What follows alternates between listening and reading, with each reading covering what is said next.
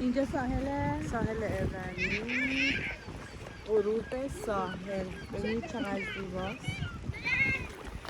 ساحل ابرنی، غروب زیبای ازمیر. با هم لذت ببرین. چقدر زیباست. خیلی نگاه کن.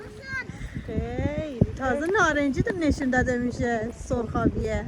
بچه‌ها نشد براتون فیلم بگیریم که این سرخابیه قشنگ روی سطح دریا هم افتاده بود. آب کلا شده بود صورتی. حالا اگه فردا اومدیم براتون میگیریم که به دریا هم ببینیم. باز این کمی معلومه.